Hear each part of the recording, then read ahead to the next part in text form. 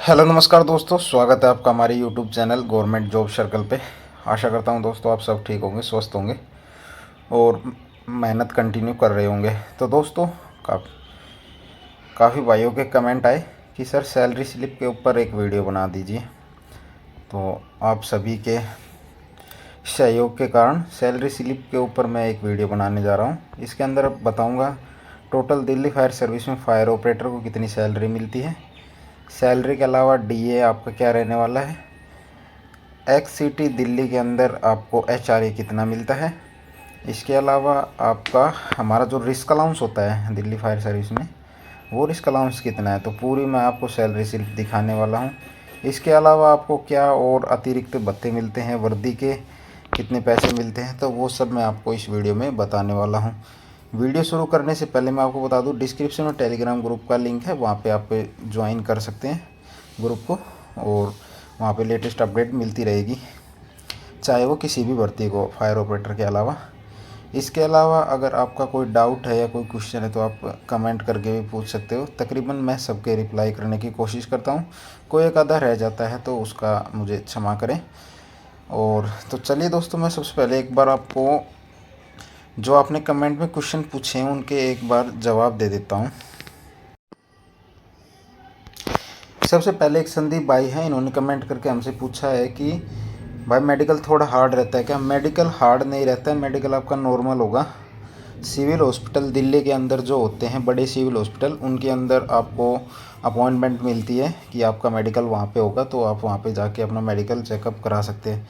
इसके अंदर आपका फुल बॉडी चेकअप होता है, जैसे आपका ब्लड, यूरिन, उसके अलावा आपके हाथ पैर और अंगुलियाँ, उसके अलावा blood sugar, BP, chest x-ray, knock knee flat foot, आपका ये आँखों का चेकअप, दांतों का, कानों का, और इसके अलावा कुछ एक दो पॉइंट अगर और रह गए हैं तो वो भी आपका चेकअप होता है।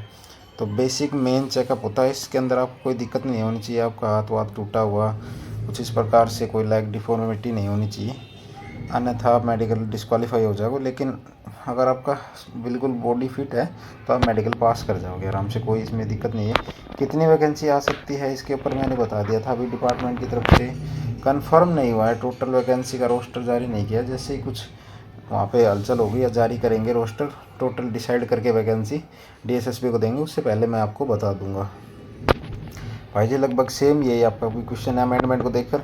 तो गजट में जो अमेंडमेंट किया है इन्होंने, उसमें वैकेंसी रिलेटेड कोई भी अमेंडमेंट नहीं किया है। गजट में मेन अमेंडमेंट किया है कि थर्ड पार्टी को लेके आए हैं फायर एनओसी के लिए, तो अब दिल्ली फायर सर्विस उसे पीछा छुड़वा लेगा और थर्ड पार्टी को काम दे दिया गया है फायर एनओसी किसी भी हाई राइज बिल्डिंग या किसी भी प्रकार की बिल्डिंग के लिए।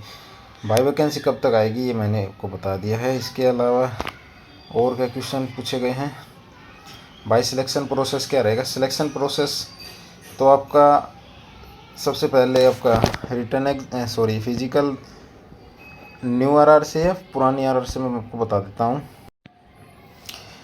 जो पुरानी आरआर से भर्ती हुई थी उस टाइम पे सिलेक्शन प्रोसेस रहा था आपका फिजिकल टेस्ट, फिर आपका रिटर्न एग्जामिनेशन और फिर आपका ड्राइविंग टेस्ट और फिर फाइनल कट ऑफ लगा दी गई थी। न्यू आरआर से भी आपका सिलेक्शन प्रोसेस तो यही रहेगा, पहले फिजिकल होगा, फिर रिटर्न एग्ज़ाम होगा, उसके बाद आपका ड्राइविंग टेस्ट। लेकिन फिजिकल और ड्राइविंग टेस्ट आपके क्वालिफाई नेचर हो जाएंगे, उसमें कोई नंबर वंबर नहीं मिलेंगे। रिटर्न एग्ज़ाम के भी आप पे आपकी कट ऑफ लगे। ये बता दो प्लीज़ ताकि हम तैयारी उसी हिसाब से कर सके। हाँ भाई मैंने बता दिया। इसका क्वेश्चन क्या था आप एक बार हमें बता सकते। सिक्योरिटी एजेंसी अरबुदा भी भाई फायरमैन के भाई आगे की क्या ये, तो ये एक बार क्वेश्चन कुछ समझ में नहीं आया, इसका सही से जवाब हम आपको बाद में देंगे अगर आप सही क्वेश्चन टाइप करके हमसे पूछेंगे। भाई कितनी वैकेंसी आ सकती है और एज क्या हो सकती है जनरल की। एज तो आपकी 18 से 27 यहाँ पे डिपार्टमेंट की तरफ से चल रही है कि 18 से 27 आपको मिलेगी। इसके अलावा अगर एज रिलैक्सेशन मिल जाएगा तो आपके लिए बहुत बेस्ट रहेगा। इसके ऊपर हम थोड़ी आवाज़ उठाएंगे क्योंकि इसमें काफ़ी लेट आपकी भर्ती हो गई, तो इसमें आपकी कोई गलती नहीं है, रिलैक्सेशन मिलना चाहिए।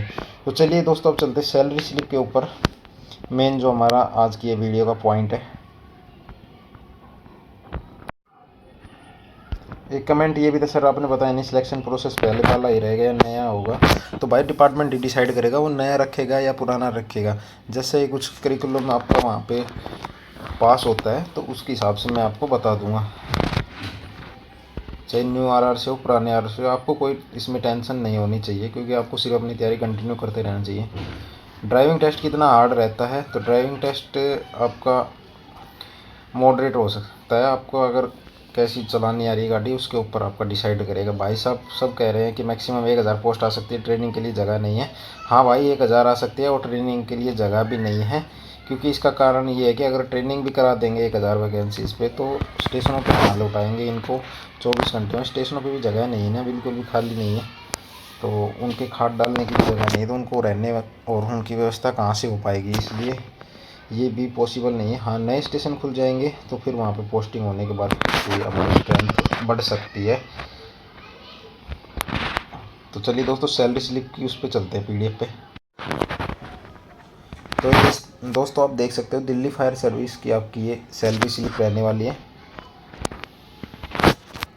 Delhi fire service south division VCP है भिकाजी कामा पैलेस आपका न्यू दिल्ली।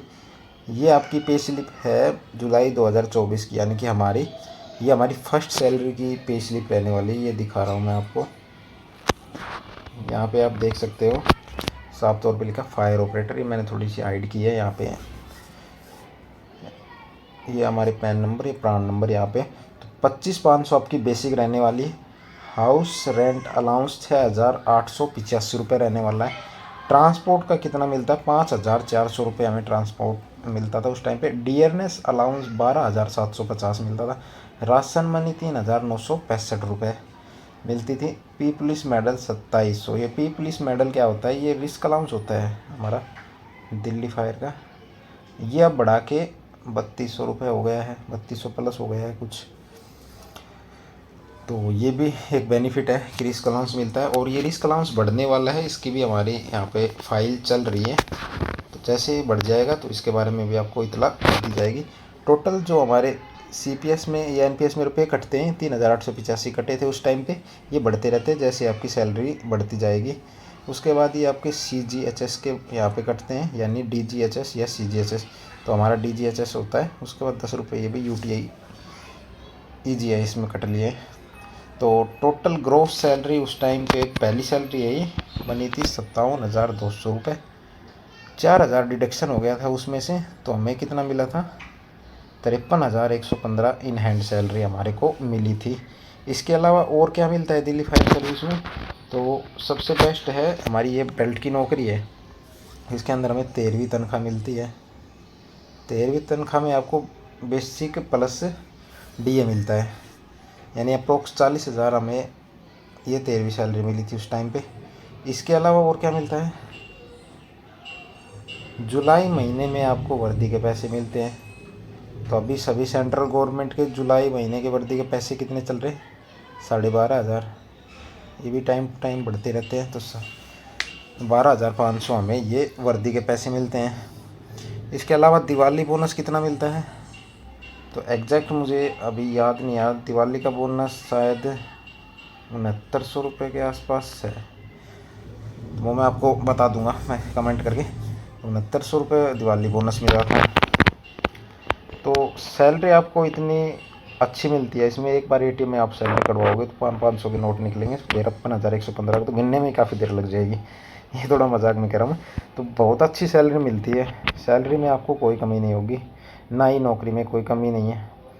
बस थोड़ा सा रिस्क रहता है इसमें किसी भी कॉल पे कोई भी हादसा होने का, तो इसलिए थोड़ी ये नौकरी टफ रहने वाली। इतनी वैकेंसी तनख्वाह आपको तभी दे रही है, टेक्निकल ग्रेड ये आपकी पोस्ट हो जाती है। तो दोस्तों इसके अलावा अगर आपका कोई भी डाउट है सैलरी संबंधित तो आप कमेंट करके पूछ सकते हो, या कोई और भी क्वेश्चन है तो हमसे पूछ सकते हो। और वीडियो में कोई गलती हो जाती तो आप कमेंट करके या हमें पर्सनल हमें बता सकते हैं। तो हम कोई भगवान नहीं है कि हमसे गलती ना हो, तो गलतियाँ हो जाती है। तो चलिए दोस्तों, जय हिंद जय भारत।